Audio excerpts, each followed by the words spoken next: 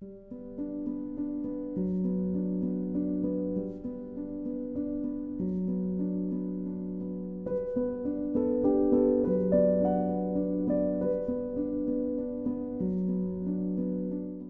in the south of this country, there is a community where streets have never even existed. Houses are built on wooden stilts right in the middle of a lake. Boats take the place of cars. The water is a road, a market, and a way to make a living for thousands of people. Folks usually call this the largest floating village in Africa. But once you leave the lake, things look completely different. Vodun, or voodoo as most people call it, is still a big part of rituals, family life, and how people connect with their ancestors. On one hand, you have a community that built their whole life on the water. On the other, you have beliefs passed down through generations. So how do the people here make a living? How do they adapt? And how do they keep those ancient traditions alive? This is life in Benin.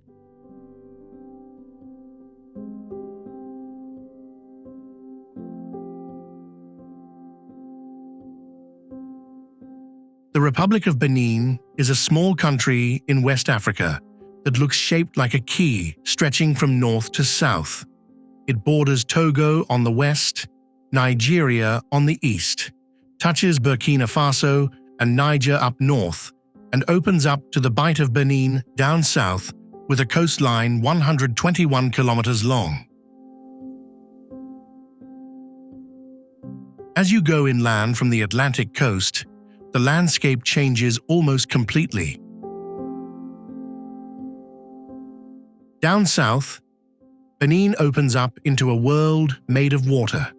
Wide lagoons, shallow lakes, and mangrove forests stretch across the low coastal plains by the Atlantic.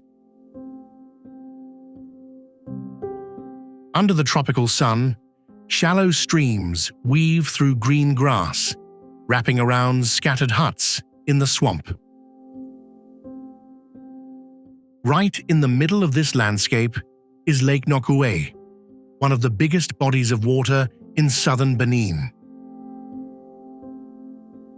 The lake connects to a system of lagoons and streams flowing out to sea, creating a transition zone between freshwater, brackish water, and the ocean.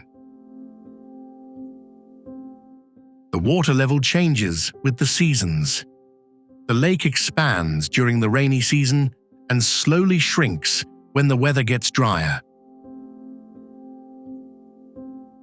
Surrounding the water are mangrove forests with long roots digging deep into the mud.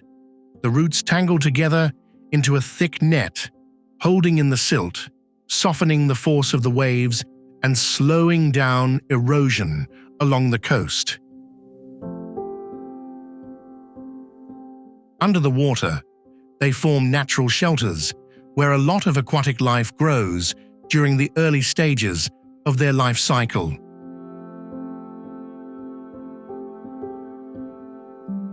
Further west, at the mouth of the Mono River, Bouche du Roi shows up as a huge mixing zone between the river and the sea. Water from inland flows down and meets the Atlantic tide, creating mudflats, brackish waters, and strips of mangroves along the river mouth. This is also a resting spot for a lot of migratory birds traveling down the coast of West Africa. But these coastal ecosystems are really fragile. When the mangroves disappear, the mud underneath gets quickly washed away by the waves. Salt water pushes deeper inland, while areas that used to be protected become an easy target for erosion and shifts in the ocean. Leaving the coast and heading north, the blue water starts to fade away. Wetlands give way to wide open fields and dry grass. The trees get shorter and grow scattered across the red dirt. Up in the far north, the Atacora Mountains rise up from the savanna like a long crease in the ground. Low hills, exposed rocks, and dry valleys create a rugged landscape that looks totally different from the coastal plains. During the driest months, the Harmattan wind blows down from the Sahara, bringing in a dusty haze and making the horizon look like it is hiding behind a pale yellow fog. Nature in Benin does not just stick to one look. In some places, water takes over the horizon. In others, red dirt and dry winds stretch out as far as you can see. The landscape changes kilometer by kilometer, from the ocean to inland, from mangrove forests to savannas, and from low wetlands to the rocky northern slopes. It is this constant change that makes a country so small in size feel so massive in its scenery.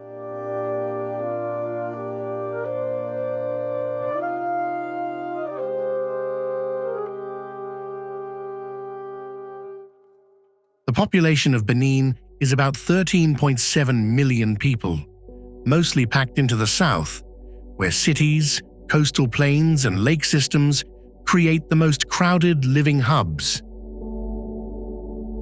Packed into that narrow strip of land are over 40 different ethnic groups, each bringing their own language, memories, and ways of adapting. The Fon people make up the biggest group at about 38.4% of the population, living alongside the Yoruba, Bariba, Dendi, Tofinu, Somba, and plenty of other smaller groups. Down south, the Fon and Yoruba are the heartbeat of Porto Novo, Cotonou, and markets that are always full of noise. Further out, on Lake Nokoué, the Tofinu people have built their whole lives on the water, where paddles replace wheels, and homes and markets run on the rhythm of the lake rising and falling. The further north you go, the drier the landscape gets. The Bariba, Dendi, and Somba people live among the savannas, red dirt, and rocky Atacora slopes, right next to farming, herding, and nomadic communities that have been tied to this land for generations. French is the official language, but inside every home and village, Fon, Yoruba, Bariba, and many other local languages are spoken every single day. They are used to say good morning, to tell stories by the fire, to bargain at the market, and during community rituals.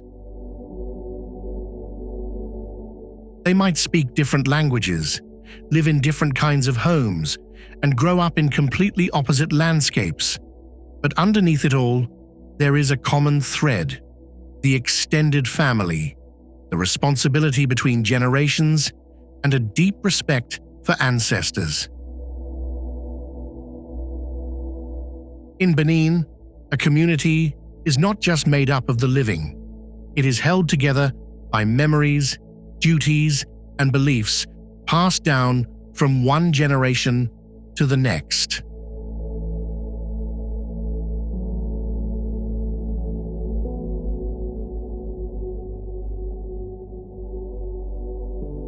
Out of those 40-plus groups, the Tofinu people on Lake Nokoué are where the connection between ancestors and daily life shows up the clearest. Their homeland did not start on dry land, but on the water that once hid their ancestors from slave raids. Over generations, that memory of survival has grown into a world all its own. A day in Ganvié starts before the sunlight even covers the lake. From the houses built on stilts, dugout canoes head out one by one. Some boats carry nets and fishing gear. Others are loaded with plastic tubs, buckets, and bundles of goods to get ready for the early market. The sound of paddles hitting the water echoes through the open pathways between roofs, waking up the village to its very own rhythm. In Ganvié, every house is also a little dock. Boats are tied up right under the porch, ready for whatever the day brings.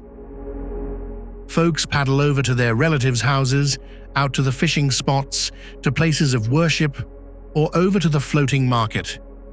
Distance here is not measured by city blocks, but by the number of paddle strokes between two houses. As the sun gets higher, the floating market starts to get busy.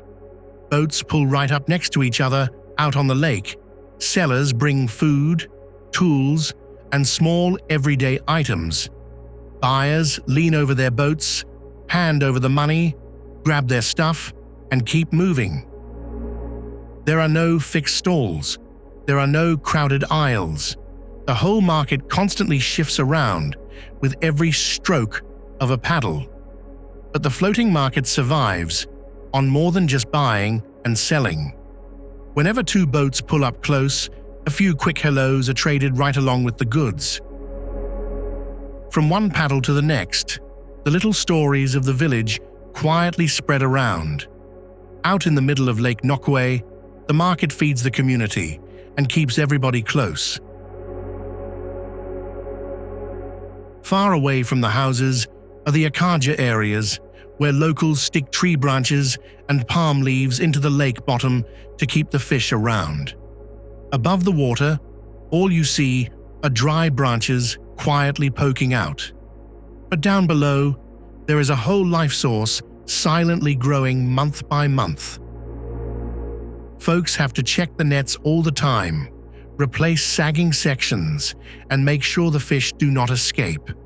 When harvest day comes, every catch pulled up is the result of months of waiting and hours of hard work in the water. Once the fish are pulled up, the work keeps going on the boat. The fish are sorted out and handed off to the women who take them to the market. If a catch is too big, they might split it up to sell over a few days so the price does not drop. In Ganvié, making a living does not fall on just one person. It is shared between the fishermen, the net menders, the transporters, and the sellers. In the afternoon, the dugout canoes spread out across the lake all over again. Some go back to fishing. Some head home from the market. Cargo boats weave through the house stilts, leaving little ripples trailing behind them. Ganvié does not have a rush hour like a city on land, but the water rarely ever sits still. It is only when the light starts to fade that things finally slow down. The boats head back under the porches one by one. The market thins out. The sound of paddling gets quieter among the stilt houses. Kitchen smoke starts drifting up from glowing charcoal grills, smoking fish, and pots of food simmer slowly next to windows, catching the soft evening light. At night, inside the stilt houses, kids do their homework under dim lights. Outside, Ganvié slowly fades into the dark, with just a few specks of light quietly reflecting on the calm lake. Ganvié is more than just a village built on water. It is a complete society where the lake is the road, the market, the workplace, and the deepest part of the community's memory. But the water is not the only thing keeping this place alive.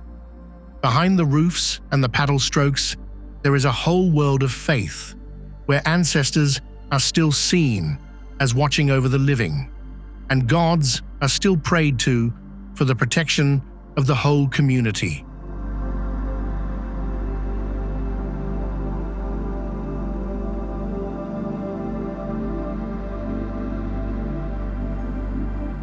In Benin, spiritual life does not just stay inside temples. It starts with a morning prayer, follows people to the market, out onto the lake, and back to the fire when night falls. For a lot of communities, the world of the living and the unseen world have never been totally separate. Spirits show up in trees, rivers, and the forces of nature. Ancestors, even though they are gone, are still believed to be watching over their descendants. That is the foundation of Voodoo, a belief system with deep roots in Benin culture. People turn to the gods when someone in the family gets sick, when work hits a rough patch, or when the whole village needs protection. Praying does not pull them away from real life. It helps them find peace of mind when facing things they cannot control. The heart of that world is in Ouida. On the old streets, Voodoo shrines stand right next to Christian churches and other places of worship. The biggest standout is the Temple of Pythons, where the animal is respected as a sacred creature. Pythons curl up in the shade of the temple, pampered instead of chased away. Down in the markets, herbs, tree bark, and ritual items are laid out for folks looking for health, peace, or protection from their ancestors. On January 10th, Ouida heads into its liveliest days. Priests step out in ritual outfits. Offerings are placed in front of the shrines. Drum beats rise up in the ocean breeze, pulling circles of people into faster and faster movements. At the peak of it all, some followers might fall into a trance and are believed to be taking in the presence of the spirits. For the community, this is not just a show to get people staring. The person possessed by the spirit takes on a spiritual job, stepping up for everyone around them to ask for protection and blessings. But the ritual life in Benin does not stop in Ouida. Over in Porto Novo, mask festivals turn the streets into a lively stage. Outfits with tons of layers spin around to the sound of drums. In some Yoruba communities, the Egungun figures are seen as physical forms where ancestors temporarily come back among the living. Adults stand right next to little kids, while the memories of many generations are passed along through movement, color, and sound. Behind all that flashiness is a deeper meaning. Rituals help the living remember their ancestors, keep things in order, and remind everyone that they belong to a community bigger than themselves. That is why Voodoo and the spiritual traditions in Benin are not just leftovers from the past. They are still very much alive in the morning prayers, in the drum beats hitting the square, and in the spinning masks twisting through the old streets.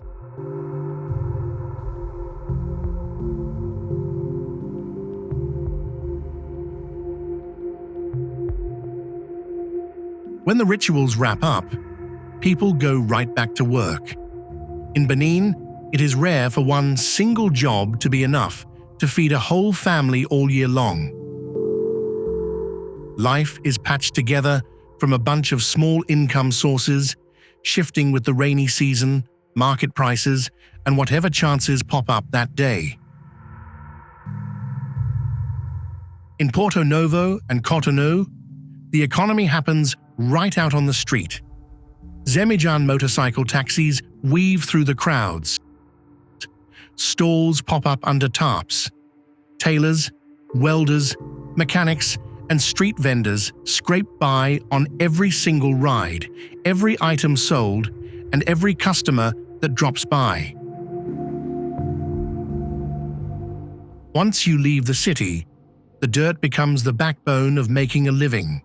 Folks grow corn, cassava, rice, and beans on little patches of land. Up north, livestock provides food while also acting as a backup savings account.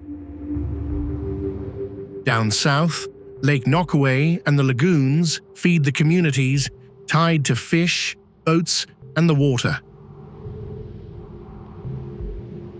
Out on the lake, the akaja spots are set up by sticking tree branches and palm leaves right into the mud.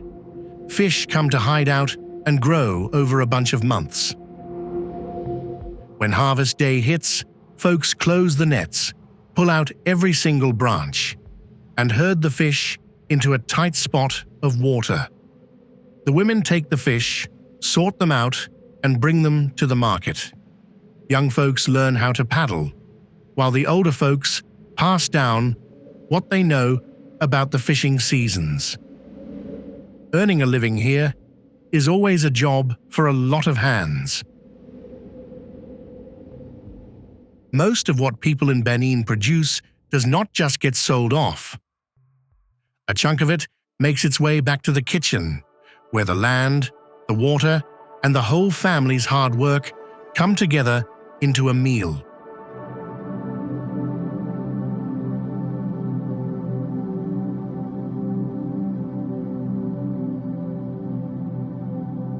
In a lot of rural areas, a meal kicks off with corn, cassava, yams, rice, beans, and local greens.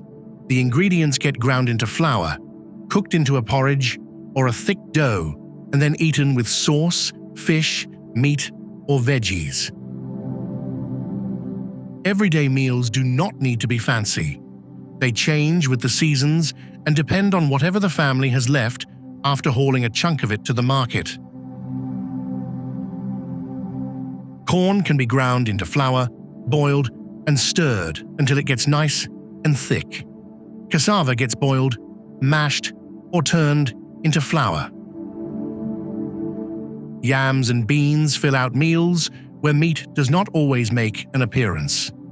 Leafy greens, spices, and sauces bring the flavor, while palm oil adds color and richness to a lot of southern dishes. In areas near the lake and the ocean, fish becomes a regular part of the meal. Over in Ganvié, the journey of a dish might start with branches sunk underwater. The fish grow up in the akaja, get hauled up on harvest day, sorted right on the boat, and then moved to the floating market. Some of it gets sold, some of it is kept. By the afternoon, the morning catch is already sitting in a bubbling pot right next to a wooden window frame. The fish can be grilled over charcoal, cooked in sauce, or smoked dry so it lasts longer. In these simple kitchens, smoke swirls up under the roof, while pots of food simmer slowly next to burning logs. A meal is not just a time for everyone to sit down together. It is also where all the scattered jobs of the day meet up. The one who caught the fish, the one who sold at the market, the one who lit the fire, and the kids waiting around the food tray. Down south, moyo and akasa are familiar dishes for some communities. Akasa is made from fermented cornmeal, soft and mild, usually eaten with sauce. Moyo brings the fresh taste of tomatoes, onions, peppers, and sometimes goes with fish. But that is just a tiny slice of it. Food in Benin changes from one spot to the next, depending on the water sources, the crops, and the trade routes coming through. The market is where that food map really shows itself. Farm goods from the countryside sit right next to fish from the lake, palm oil, spices, greens, and foods that are already cooked up. In Cotonou or Porto Novo, goods spill right out onto the streets around the market. In Ganvié, buyers and sellers pull their boats up tight against each other, swap money, and then split off in two different directions. Women play a special role in all this flow. They decide how much fish to take to sell, how much to keep for the family, and whether they should split a massive catch across a few markets to keep the price from dropping. They are also the ones who turn raw ingredients into a meal, pass down the recipes, and make sure those familiar flavors keep showing up at home. Because of that, every region puts together a different meal. The south carries a lot of flavors from the lake and the sea. Farming areas lean way more on grains, roots, and veggies. The north is drier, so the food has to adapt to the seasons and what they can store. And over in the cities, ingredients from all over the place crash together, making for a much wider variety of meals. Food in Benin is not just a list of dishes. It is a story about how people use exactly what the land hands them. A bowl of cornmeal, a pot of fish, or a plate of greens all carry the fingerprints of the fields, the lake, the market, and the hands of the entire family.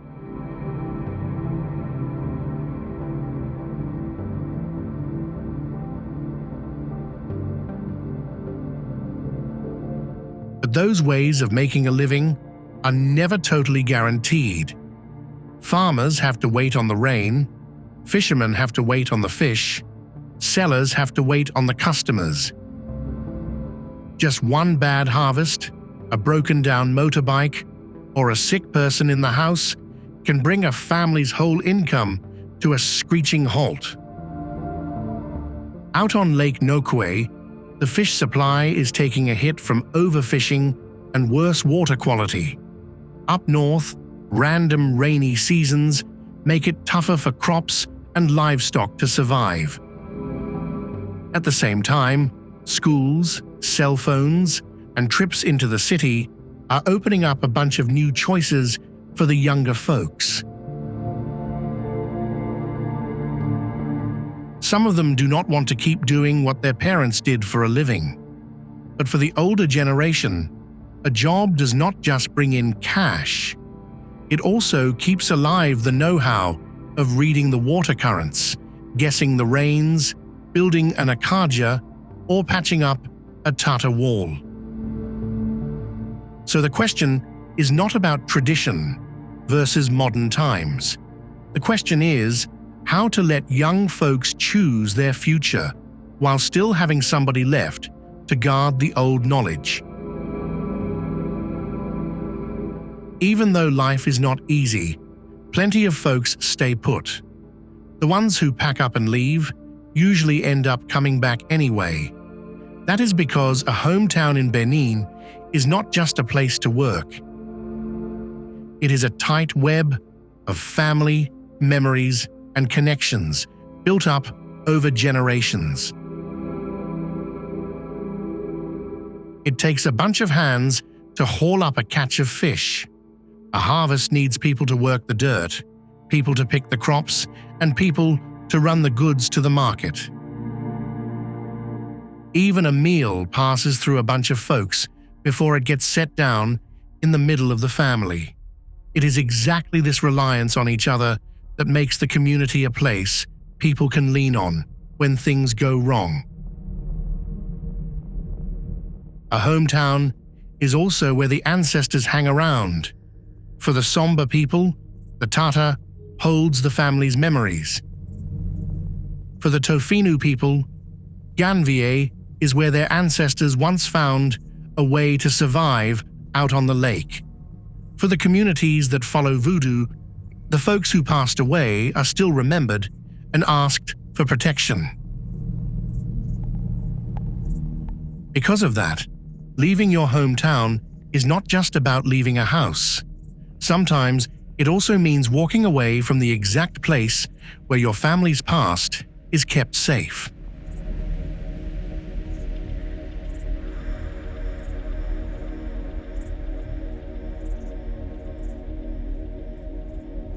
Benin is still changing, But out there among the crowded streets, the masks spinning to the drumbeats, and the pots of food bubbling by the fire, people still hold on to a piece of the land that made them who they are.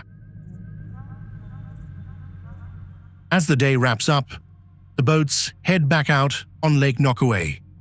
The markets thin out, kitchen smoke drifts up, and the ritual drumbeats settle into the dark. From the packed streets down south to the Tata houses sitting in the dry north, Benin keeps on living through hard work, memories, and faith passed down through generations.